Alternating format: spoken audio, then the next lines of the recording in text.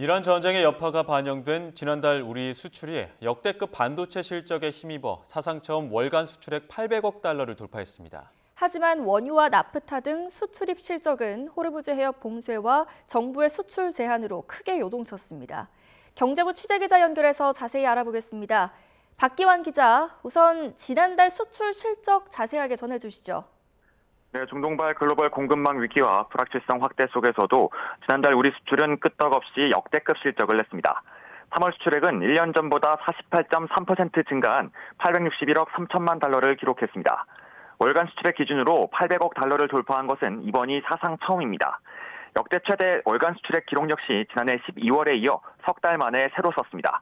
또 조업일수를 고려할 수 있는 하루 평균 수출액도 지난달 37억 4천만 달러로 지난 2월 경신한 역대 최대 기록을 한 달 만에 새로 썼습니다. 수출 상승세의 주역은 역시 반도체였습니다.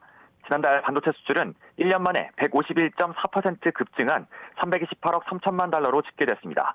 사상 처음 300억 달러를 돌파한 것은 물론이고 역대 가장 높은 월간 기록으로 남게 됐습니다. 지난달 수입은 604억 달러로 집계됐고 무역 수지는 257억 4천만 달러 흑자를 기록하며 14개월 연속 흑자 행진을 이어갔습니다. 또 지난달 무역 흑자 규모도 기존 역대 최대 기록이었던 지난 2월 수출액을 100억 달러 이상 큰 차이로 제치고 1위에 올랐습니다.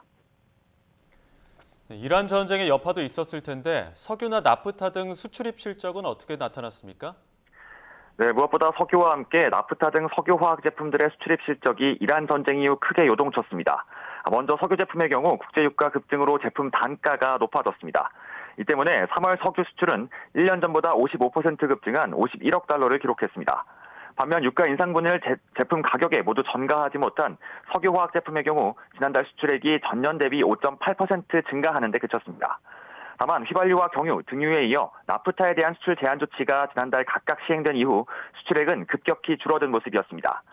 중동 수출 전체로 확대해보면 호르무즈 해협 봉쇄로 빚어진 물류 차질의 영향으로 지난달 중동 수출액은 1년 전보다 49% 감소한 9억 달러에 그쳤습니다.